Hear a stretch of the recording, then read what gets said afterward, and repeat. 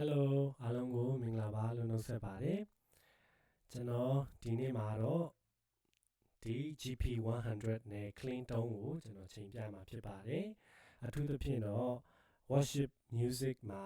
เนาะအခုခေတ်ပေါ် music ပေါ့เนาะ praise and worship ဒါခရစ်ယာန်ဘုရားကျောင်းတွေတော်တော်များများမှာတီးလာကြတဲ့ဒီ music နဲ့ပတ်သက်ပြီးတော့ clean tone လေးကိုကျွန်တော်ချိန်ပြမှာဖြစ်ပါတယ်သူ့ရဲ့သဘောတရားကတော့အတန်လေးကြီးကြီးလေးနဲ့ reverb များမယ် delay လေးခပ်များများလေးပေါ့နော်ကျွန်တော်တို့မြန်မာပြည်မှာကြားဘူးတဲ့ music တွေထည့်ဆိုင်เนาะ reverb များမယ် delay များမယ်ဒီလောက်ပါပဲတရားလေးမှာပြောရရင်တော့ ambient music လေးပေါ့နော်အဲ့လိုမျိုးထားလေးကိုဒါကျွန်တော်ချိန်ပြမှာဖြစ်ပါတယ် tutorial အနေနဲ့ပါဆိုတော့အခုဒါကျွန်တော်တို့မြင်တွေ့နေရတာကတော့GP100 version 1.3.4 ပေါ့နော် version တွေကတော့အများကြီးရှိတယ်ဒီမှာမှကျွန်တော် 1.3 driver ကိုကျွန်တော် download ဆွဲထားတာဖြစ်ပါတယ်ဒါကတော့မြင်တွေ့ရတယ်ဒီ GP100 ရဲ့သူရဲ့ driver ရဲ့ screen ပေါ့နော်အဲ့ဒါပဲဖြစ်ပါတယ်ဟုတ်ပြီဒါဆိုရင်ကျွန်တော်ဘာမှမစမ်းခင်မှာဒီ preset number 5ကိုကျွန်တော်ရွေးထားတယ်ဒီမှာ clean ဆိုပြီးတော့ကျွန်တော်ရေးထားတာရှိတယ်ဒီရဲ့နာမည်ကိုအရင်ပြောင်းလိုက်မယ်ဘာဖြစ်လို့လဲဆိုတော့ကျွန်တော်ကဒါ worship အထာပေါ့နော် worship အထာလေးချိန်မှာဖြစ်တဲ့အတွက်ကြောင့်ကျွန်တော်က clean ပြီးတော့ဗာရေးလဲဆိုတော့ဒီမှာနော်ဒီနားလေးမှာတွားပြီးတော့နာမည်ချိန်မယ်sorry ဒီမှာလားမဟုတ်ပါဘူးsorry ဒီမှာနာမည်နာမည်ကဒီမှာချိန်ရမှာဖြစ်တယ်clean เนาะ clean ကျွန်တော်ရေးထားပြီးသားเนาะ clean ပြီးတော့ဘာရေးမလဲဆိုတော့ worship ဆိုတော့ကျွန်တော် capital letter နဲ့ပဲကုန်ရေးမယ် WSP ပေါ့เนาะဒါကတော့ကျွန်တော်ရဲ့အတူကောက်ပေါ့เนาะပြီးတော့ကျွန်တော်နာမည် AST ဒါကျွန်တော်ဘာလို့လိုမျိုးရေးလဲကျွန်တော်ရဲ့ idea လေးကိုကျွန်တော်ပြောပြမယ် clean ဆိုလဲနည်းနည်းရှည်တယ်ဗျာနော် CLN WSP AST ဒါဆိုရပြီ sorry เนาะကျွန်တော်ချောင်းနေဆိုနေဆိုတော့ဘာလို့ကျွန်တော်ဒီမျိုးရေးရတာလဲဆိုတော့ရုပ်တရက်ကျွန်တော်တို့စင်ပေါ်မှာတီးတဲ့အခါမှာဒီ GP100 ရဲ့ screen လေးကတီးတယ်လေနော် screen ကတီးတဲ့အခါမှာအရှိရေးရင်နေရာမဆန့်တော့လေနော်ဆိုတဲ့အခါမှာကျွန်တော် clean ဆိုတော့အကုန်လုံး capital letter နဲ့ပဲရေးတယ်ဒီ small letter နဲ့ကျွန်တော်ဘာလို့မရေးလဲဆိုတော့ဟောပေါ့ဘယ်လိုပြောမလဲဟောလေ sorry နည်းချိန်လိုက် okay sorry ကျွန်တော်ဒါလေးဘယ်လိုဖြစ်သွားလဲမသိ small letter နဲ့ကျွန်တော်ဘာလို့မလုပ်လဲဆိုတော့စင်ပေါ်မှာဆိုရင်မမြင်ရဘူးလေနော်ရုပ်တရက်ပြီးတော့လည်း slide media လည်းရှိတဲ့အခါမှာကောင်းကောင်းမမြင်ရတဲ့အခါမှာဒါကိုကျွန်တော် capital letter နဲ့ပဲကုန်ရေးတယ် CLN clean ပေါ့နော်ပြီးတဲ့အခါမှာWSP worship မှာပဲကျွန်တော်သုံးတယ်ပေါ့နော် worship ဒီလိုမျိုးတချင်းအေးအေးလေးတွေပေါ့နော်အဲ့ဒီမှာတီးတယ်ပြီးတဲ့အခါမှာ AST ကတော့ Austin ပေါ့နော်ကျွန်တော်နာမည်ဘာဖြစ်လို့လဲဆိုတော့သူများတွေလာတီးတယ်လေကို effect တွေသူများတွေလာတီးတဲ့အခါတွေလည်းရှိတဲ့အခါမှာဒါလေးကကျွန်တော်ရဲ့လက်ဆွဲလေးပေါ့နော်ဟိုသူများ preset တွေလည်းကျွန်တော်ဒီ effect ထဲမှာရှိတဲ့အခါမှာမရောအောင်ပေါ့နော် AST ဆိုပြီးတော့ကျွန်တော်ရေးသားရခြင်းဖြစ်ပါတယ်ဟုတ်ပြီဒါကတော့တစ်ချက်စမ်းကြည့်ရအောင်ဘာအတန်ထွက်မလဲပေါ့ဒါကတော့လုံးဝမချိန်ရသေးတဲ့အလို့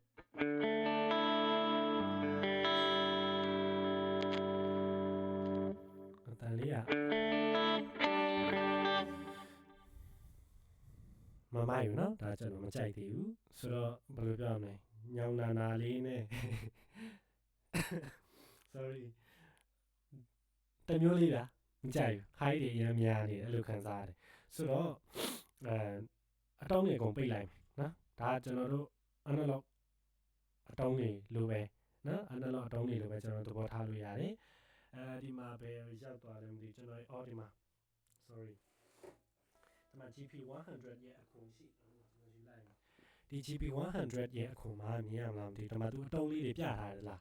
အဲ့ဒီအတုံးလေးအတိုင်းပဲကျွန်တော်တို့ချိန်ကြည့်ရအောင်เนาะသူအဲ့ဒါလေးပေးထားတာလည်းမစိုးဘူးပေါ့နော်မစိုးဆိုတော့အဲ့ဒီတုံးလေးတိုင်းကျွန်တော်တို့ချိန်ကြည့်ကဲစသချင်းဘယ်ကလာလဲဆိုတော့ preamp ကနေလာပြီးတော့မှ distortion ဟုတ်တယ်ပြီးတဲ့အခါမှာ amp ကိုကျွန်တော်ဒီမှာထားမယ်เนาะဒါသူပြထားတဲ့အတိုင်းပဲပြီးတော့မှ noise gate ခံပြီးတော့မှ modulation တက်မှာလာတယ် reverb delay ဒီအတုံးစီတာလေနောက်ကျွန်တော်ရှင်းပြပေးမယ်ပေါ့နော် အချိန်ရရင်ပေါ့အခွင့်သိရင်ပေါ့ဆိုတော့ဟုတ်ပြီဒီအတုံးလေးတွေကိုကျွန်တော်တို့စီပြီးသွားတဲ့အခါမှာ firstly ကကျွန်တော်တို့ဘာလုပ်ရမလဲဆိုတော့ဒီamp နဲ့ cabinet ကိုအရင်ကျွန်တော်တို့ချိန်မယ်နော် amp မှာကျွန်တော်ဘာသုံးလဲဆိုတော့ကဲအရှင်းဆုံး 3D ဒါနံပါတ်1ကျွန်တော်တို့မြင်ရတဲ့ဟာအဲ့ဒါပြီးတော့ဓမ္မလေးနော်ခုနက 3D ကိုကျွန်တော်တို့သုံးထားရင်ဓမ္မလေး tweet ကိုကျွန်တော်တို့သုံးဖို့လိုတယ်နော် 3D ကိုသုံးဖို့လိုတယ်နော်ဒါတော့တခြားရွေးချယ်စရာမရှိဒါတော့ cabinet ဖြစ်တယ်ဒီ amp နဲ့ cabinet ကတော့ဒါတော့အတန်ချက်စဲဒါကတော့အတန်ထုတ်ပေးမယ့် speaker နော်အဲ့လိုပဲအကြံပေးလေးပြောတော့မယ်ပြီးတဲ့အခါဒီ amp မှာကsorry ဒီ sorry ဒီ cabinet မှာကကျွန်တော်ဒါကိုအကုန်တင်လိုက်မယ်တဆုံးတင်လိုက်မယ်ဘာလို့လဲဆိုတော့ဒီ effect ကပြောရရင်တော့လေ့ကျင့်ဖို့တာလောက်ပဲ effect ဆိုတော့ဟိုပြောရရင်အတန်လေးတောင်းတင်းလေးထွက်ပါစီချောင်းပေါ့ဗျာနော်အဲ့ဒါနဲ့ကျွန်တော်ဒီမှာတဆုံးတင်လိုက်မယ် cabinet အတန်လေးကိုနော် cabinet လေးကိုတဆုံးတင်ပါမယ်ပြီးတဲ့အခါမှာ amp ကိုသွားချိန်မယ် noise ကတော့မခံမခံလေးရတယ် clean မှာဘာမှဖြစ်ဂီတာပေါ်မှာလည်းမူတည်တယ်ကျွန်တော်ဒီဂီတာကတော့နည်းနည်း noise များတယ်ဂီတာကတိတ်ပြီးတော့မကောင်းလှဘူးပေါ့နော်ဆိုတော့ noise များတယ်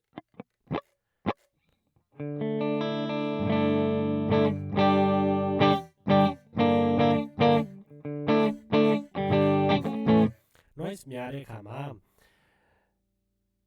ကျွန်တော်တော့ clean မှာဆိုရင်တော့မခံပါဘူး drive တို့ဘာတို့မှာ noise gate ခံရင်တော့ခံပါနော်အဲ့ဒါပြီးတော့ okay ဒါဆိုတော့ 3D မှာကျွန်တော်တို့ဒီ volume ကိုတော့30လောက်ထားကြည့်မယ်နော်ကျွန်တော်ကထားတဲ့ကဏ္ဍအရေအတွက်က30 35 50 55အဲ့လိုမျိုး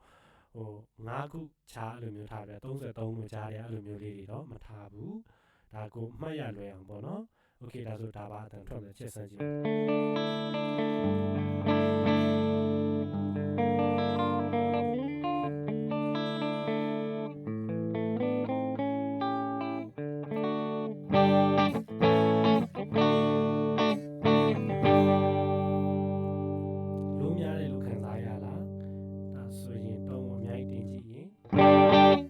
ဆို high အများတော့မယ်နော်ဆိုရင်ကျွန်တော်တို့ဘာလုပ်မလဲဆိုတော့6ခုနက50ဆို85လောက်ထားကြည့်ဒါ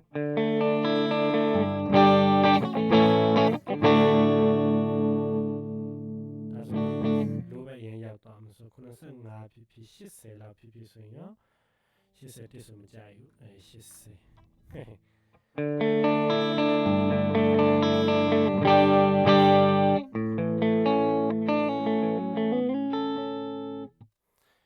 ပြီးတော့နည်းနည်းလေး short လိုက်မယ်ဗျာဒါကောင်ဟိုတော့ထားမယ်25လောက် short လိုက် sorry နည်းနည်း20လောက်ထားလိုက်မယ်ဒါကို65 90လောက်ထားလိုက်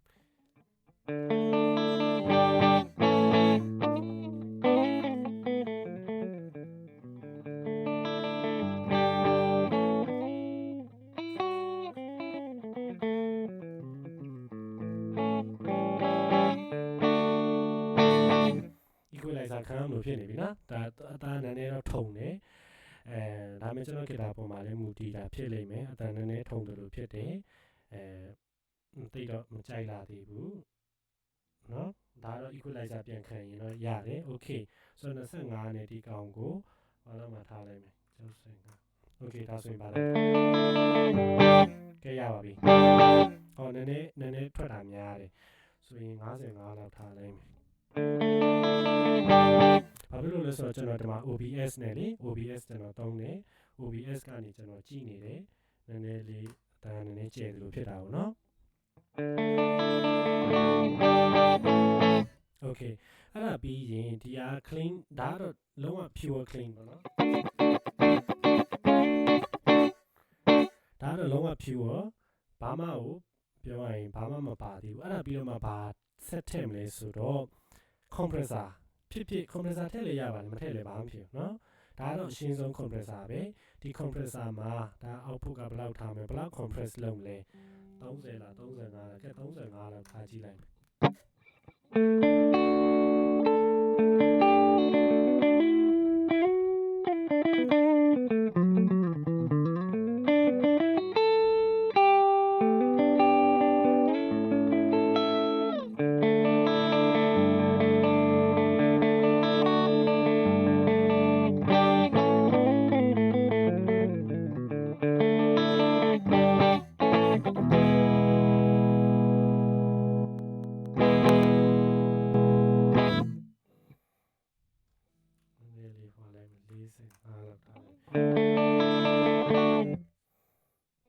How about 40 compressor နည်းနည်းလေးမကြိုက်ဘူး35လောက်ထားတယ် okay ဒါပြီးရင်ဘယ်ကိုဆက်သွားမလဲဆိုတော့ clean တော့ clean ဆိုရင်ဒီလောက်ဆိုရပြီတကယ်လို့ခုနကတော့ကျွန်တော်မကြိုက်ဘူး equalizer ခံမယ်ဆို equalizer ခံလိုက်မယ်equalizer ခံမယ်ဒါကတော့เนาะ harsh တွေလေဟိုဒါ mass EQ ကဲခုနကတော့ဟိုဆိုလို့ရှိရင်ကျွန်တော်နည်းနည်းလေး short လိုက်မယ်ဒီ125 hertz ကိုဘယ်လောက် short လိုက်ရင်ကောင်းမလဲ -5 လောက် short လိုက်မယ် -10 လောက် short လိုက်နည်းနည်းလိုးများသလိုခံစားရတယ်အဲ့ဒါကြတော့လည်းမကြိုက်ပြန်ဘူးဗျာသလားကျွန်တော်ကြိုက်ကလေအဲ့လိုဖြစ်တယ် -5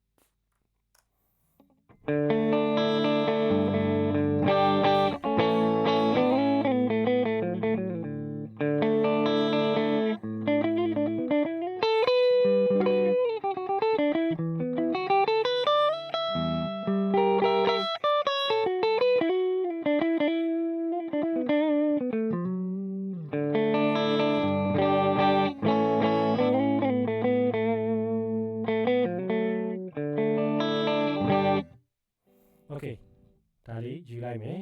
ပြီးတဲ့အခါမှာကျွန်တော်ဘာချိန်မလဲဆိုတော့ delay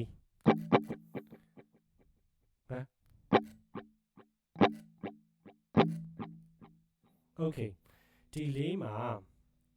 ဘာ delay သုံးလဲဒီမှာအများကြီးရှိတယ်เนาะအများကြီးရှိတယ်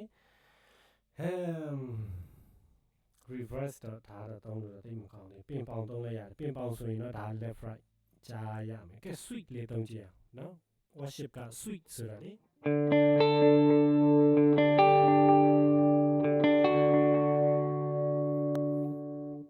Okay ဒါဆိုရင်ဒီ switch လေးကို25 30လောက်ဆိုရင်နည်းနည်းတော့ပြန်ပြီးတော့ဟိုများတယ်လောက်ဆိုရင်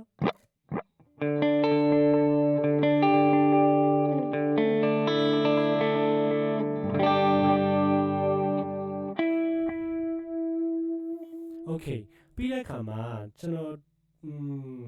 ဒီ tempo မှာကျွန်တော် synchronizing အရင်ကြိုက်တယ်အမြဲတမ်းသုံးတယ်ဘာဖြစ်လို့လဲဆိုတော့ဒီလိုမျိုး millisecond နံပါတ်တွေနဲ့လိုက်တွက်နေရရင်လေအဆင်မပြေဘူးလေပြီးတော့ tap tempo လုပ်လို့ရအောင်ဒီဟာကို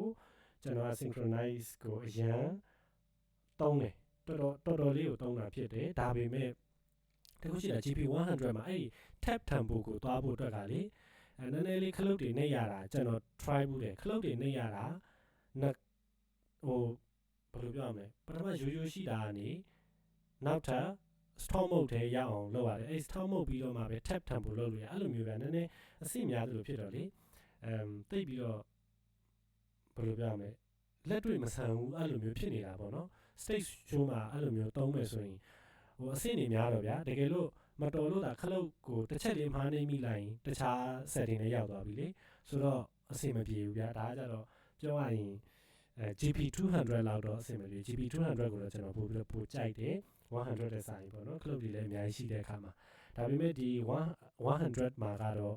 ဟိုအဖြစ်သဘောလောက်လေးပေါ့ဗျာနော်အဲ့လိုမျိုးလေးဖြစ်တယ်အဲ့ဒါကြောင့်မို့ဒီ synchronize ကိုသုံးရင်တော့ tab နဲ့အမြဲတွဲသုံးရမှာဖြစ်တယ်ဒါမဲ့လည်းလောက်လိုက်ပါမနော် okay worship မှာအသုံးများတယ် .8 နောက်ဒါကိုတော်တော်အသုံးများတယ်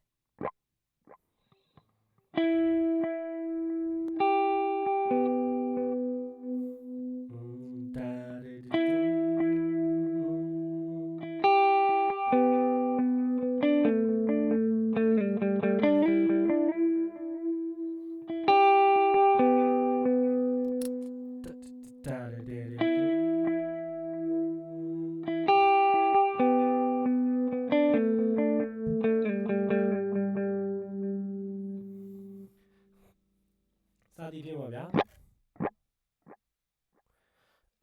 I'm sorry 35လောက်ထားလိုက်မယ်ဟုတ်လား sorry 35လောက်ဆိုရင်ဘယ်လိုပေါ့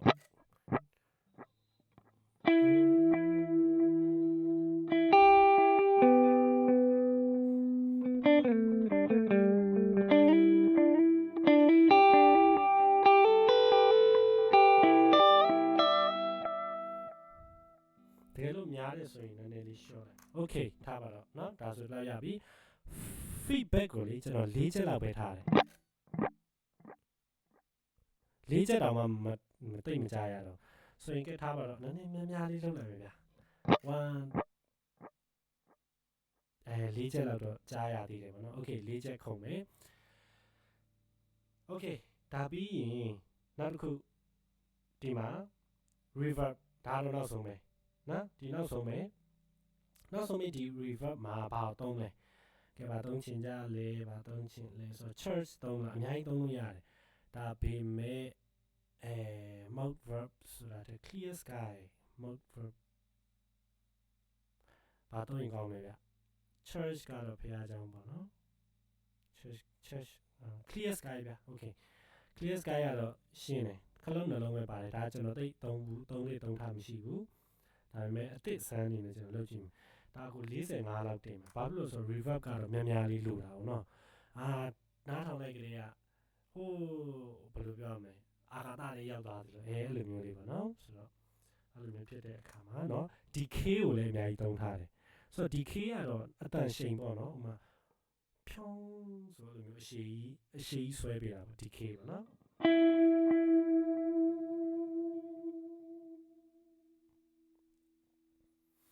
okay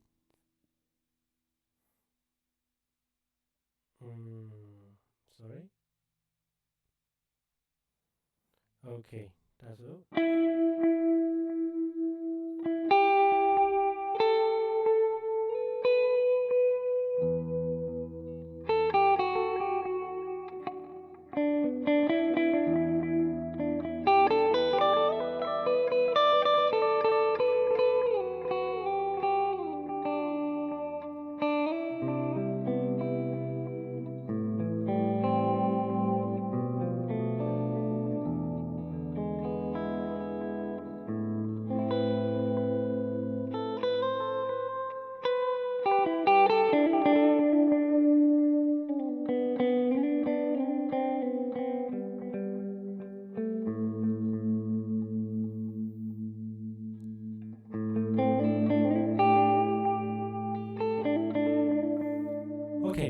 ဆိုတော့ဒါကတော့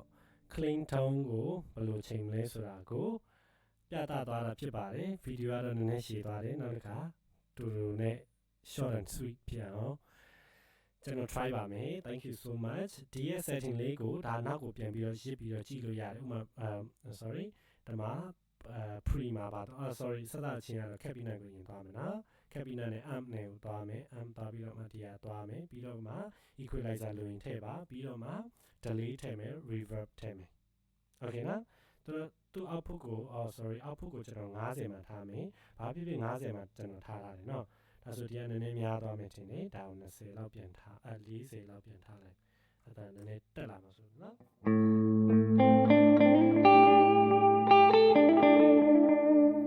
နည်းနည်းလေးကျဲလာဆို35လောက်ထားလိုက်